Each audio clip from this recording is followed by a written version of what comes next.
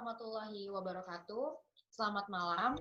Izin perkenalkan diri, nama saya Siti Raniaya. Saya perwakilan dari kelompok 052 KKM Universitas Sultan Ageng Tirtayasa.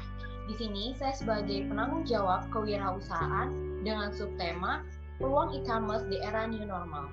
Di sini saya bersama salah satu pemilik butik Ben Adet Gallery yang berada di kota Cilegon. Silakan untuk perkenalan diri dulu. Halo, nama saya Malina Fajrin. Saya umurnya 21 tahun dan saya sekarang statusnya sebagai mahasiswi di Universitas Sultan Agung Tirtayasa. Untuk selanjutnya langsung saja sesi tanya jawab dan juga sharing seputar penjualan secara digital. Halo Mbak Alin, apa kabar? Halo, alhamdulillah baik. Aku mau nanya sih untuk pertanyaan pertama nih ya. Alasan memiliki usaha di dunia fashion itu seperti apa sih Kak? Latar belakangnya bisa diceritakan sedikit nggak?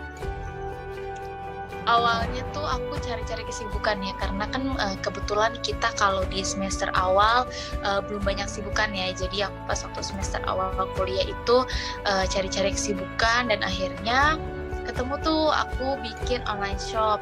Ide akhirnya aku bikin online shop dari Instagram, terus ternyata lama-lama banyak tuh alhamdulillah peminatnya. Nah dari situ aku putusin buat kamar aku dijadiin butik. Sebenarnya nggak jadiin butik juga sih, kalau di kamar aku taruh hanger gitu.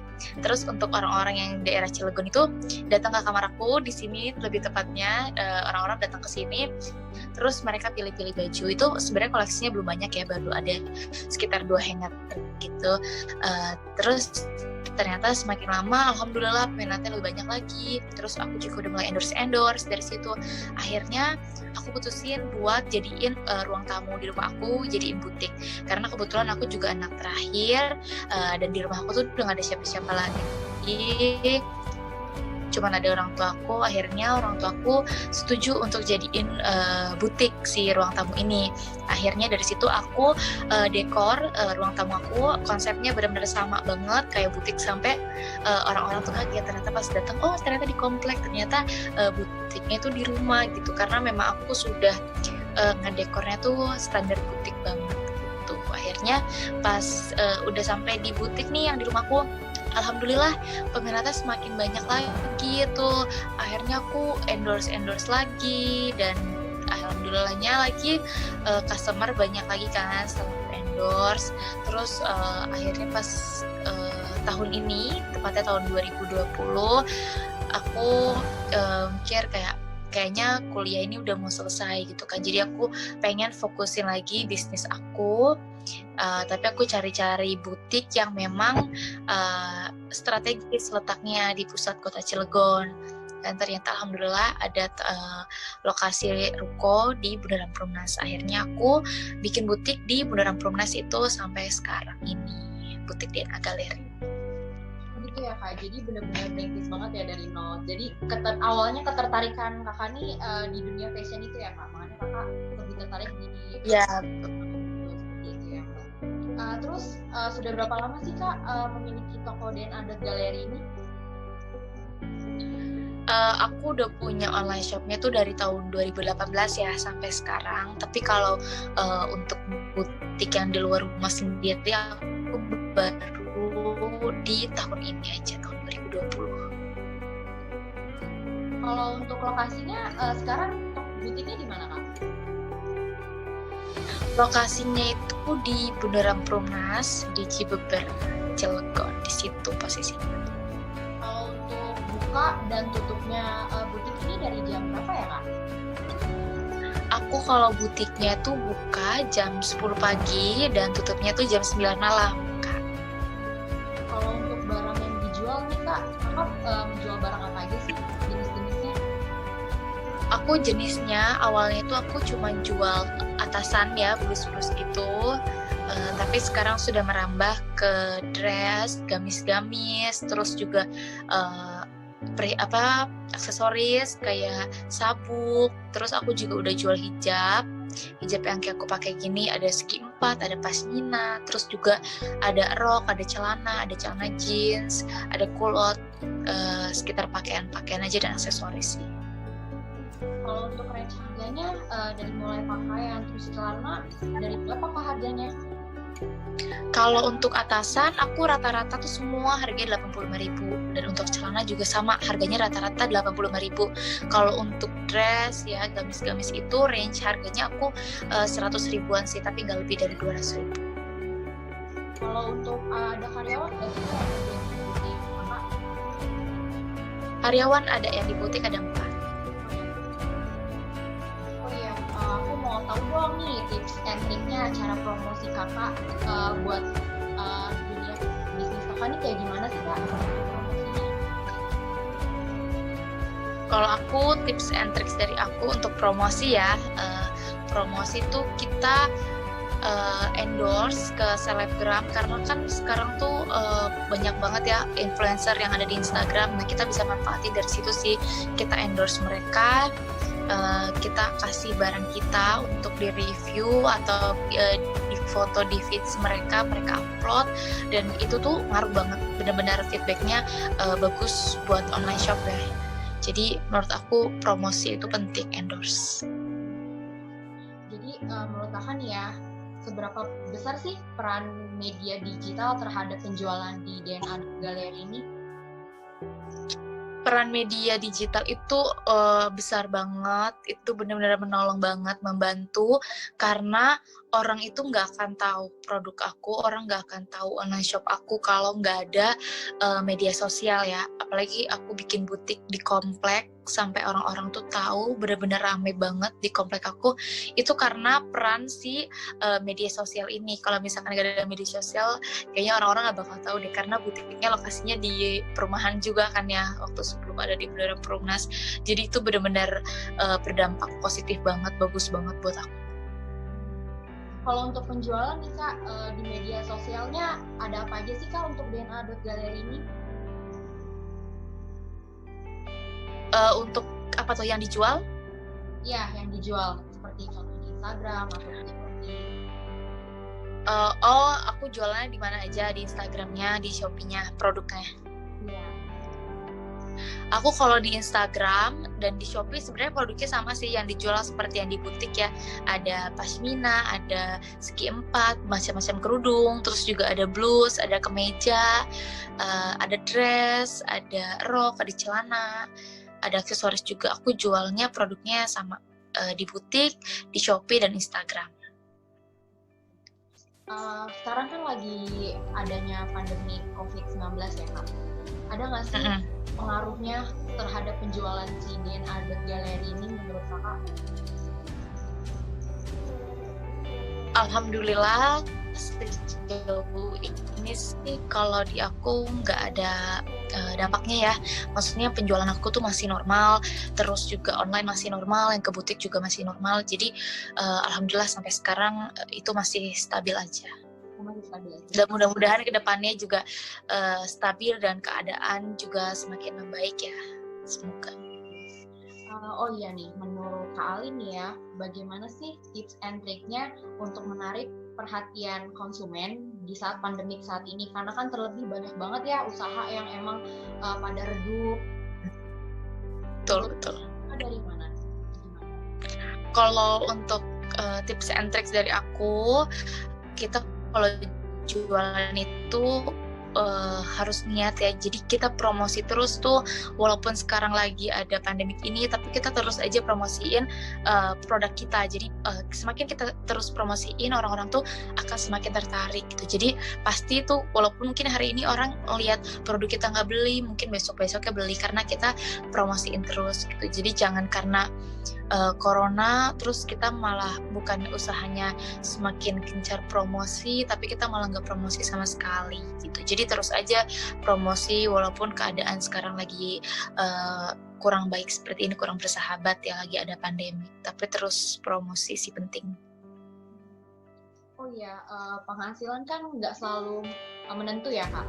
Apa sih yang membuat kamu selalu optimis dalam menjalankan bisnis ini? Pasti ya, penghasilan pengusaha itu pasti nggak akan nentu kayak kita karyawan yang setiap bulan pasti udah segini gitu. Tapi kalau untuk di aku sendiri sih aku percaya ya pasti rezeki udah diatur sama Allah. Jadi tinggal kitanya aja harus bekerja keras. Kita juga harus yakin nih kalau misalkan dagangan kita itu bermanfaat, berguna untuk orang lain gitu. Jadi untuk aku pribadi, aku selalu promosiin barang aku selalu update. Jadi kita harus ikutin tren juga, kita harus up to date gitu. Jadi orang-orang juga kan tertarik, semakin lama semakin tertarik juga karena ada yang baru-baru terus kan, kita mengikuti tren gitu. Jadi aku sih promosi terus juga produknya terus diperbaharui, ikutin tren, terus percaya kalau memang rezeki itu udah diatur. Jadi jangan takut sebelum kita mulai usaha, kita udah takut duluan. Itu nggak baik sih menurut aku. Jadi kita optimis dulu, nanti baru deh Allah pasti kasih jalan buat kita. Oh iya, Kakak kan menjalankan bisnis ini di saat lagi kuliah ya Kak. Gimana sih Kak Hani membagi waktu antara kuliah dengan bisnis Kakak yang Kakak jalankan selama ini? Awalnya sih aku agak gimana ya, kurang bisa membagi waktu ya antara kuliah dan antara ngurusin bisnis, karena waktu itu aku pada saat mulai usaha aku nggak punya admin kan, jadi otomatis aku yang balas semua chat masuk. Jadi awal-awal banget tuh aku tuh lagi kuliah aku tetap balas chat juga, chat customer. Tapi seiring berjalannya waktu aku semakin belajar terus, aku paham kalau ternyata harus aku batasin nih jam-jamnya. Nah setelah aku paham itu, jadi aku batasin di saat aku lagi kuliah. Di situ aku nggak balas chat sama sekali, aku benar-benar fokus gitu, karena memang sulit ya kalau kita fokusnya terbagi menjadi dua. Jadi harus benar-benar fokus dulu, kuliah aku selesai, jamnya selesai, baru deh di situ aku balasin chat. Terus juga waktu itu aku masih awal-awal banget, malam-malam aku masih balasin chat, tapi sekarang aku udah ada jamnya gitu. Sekarang jam 9 aku udah dulu jam 9 udah nggak balas chat. Aku udah belajar pembagian waktu itu, bagian jam-jamin. Di jam segini tuh balas chat, jam segini kuliah, jam segini istirahat gitu. Tapi alhamdulillah sih jadinya kebagi juga waktunya dan berjalan dengan lancar karena dibagi waktu itu. Menurut Kakak nih ya, apa sih yang Kakak lakuin agar konsumen-konsumen Kakak nih selalu puas gitu sama barang Kakak? Yang aku lakuin tuh biar konsumen puas ya, yang pasti produk kita itu harus bagus ya. Jadi aku sebelum kita kirim ke customer kita, sebelum kirim ke konsumen, kita harus periksa dulu produknya ada yang reject atau enggak. Terus juga kita harus foto dan asli itu harus sama biar konsumen itu puas, nggak di fotonya kok bagus kelihatannya tapi ternyata aslinya beda jauh banget gitu. Jadi foto dan asli itu harus sama, paling kemiripannya perbedaannya beberapa persen aja, selebihnya itu harus sama dengan foto. Terus juga dari bahan aku perhatikan juga dari bahannya yang nyaman, yang dipakainya menyerap keringat juga, yang bahannya halus gitu.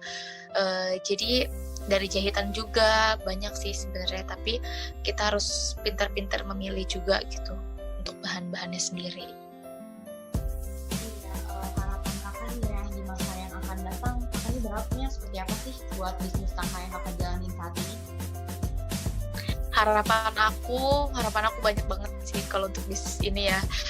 Aku berharapnya semoga bisnis aku tuh terus berkembang, semoga aku bisa buka cabang di luar Cilegon, semoga customer-nya bertambah, terus pengiriman paket yang setiap harinya tuh bertambah terus. Aku harapannya itu sih, mudah-mudahan ke depannya bisa terlaksana. Oke Kak, pertanyaan terakhir ya Kak, ada nggak sih saran dan pesan untuk masyarakat yang ingin memulai bisnis, apalagi di masa pandemi saat ini? Kalau pesan dari aku buat teman-teman yang mau mulai bisnis atau usaha di lagi masa pandemik ini, Yang pertama, kalian harus niat, karena kalau kita udah niat pasti kesananya insya Allah akan lancar ya. Kita harus promosiin, kita harus iklanin produk kita ini dengan konsisten seperti yang aku bilang tadi sebelumnya. Karena kalau misalkan kita semakin konsisten setiap hari kita promosi, kita posting produk kita, orang-orang tuh semakin tertarik sama produk kita. Nah, kalau kita udah niat, kita udah jalanin usaha, kita udah posting dengan rutin, hasilnya, seberapapun hasilnya harus kita syukuri, besar kecilnya. Karena memang kalau di awal-awal usaha kita hasilnya pasti masih sedikit ya, tapi kita harus syukuri, percaya dan yakin bahwa apa yang kita lakukan sekarang itu suatu saat nanti pasti bakal membuahkan hasil yang lebih besar gitu. Jadi kita harus bersyukur juga, dan lama-lama tuh pasti bakal meningkat. Jangan lupa juga kita promosi juga sih ya ke orang-orang atau ke teman-teman dekat kita, biar membantu juga semakin banyak orang yang tahu tentang produk kita. Itu sih pesan aku, semangat terus, jangan lupa promosi, jangan lupa postingnya konsisten, dan syukuri hasilnya. Wah, menarik sekali ya ceritanya. Semoga bisa menjadi inspirasi semua orang ya Kak. Dan semoga juga bisnis Kakak untuk kedepannya lebih maju, lebih sukses juga, dan mempunyai banyak cabang. Saya selalu nih untuk keluarga yang di sana. Ya, terima kasih banyak juga karena doanya. Semoga berbalik. Amin. Ya Kakak. Terima kasih ya Kak atas waktunya yang sudah diluangkan. Sama-sama. Baik, sekian dari sharing-sharing saya bersama Kak Alin. Terima kasih yang sudah mendengarkan. Lebihnya mohon maaf. Wassalamualaikum warahmatullahi wabarakatuh.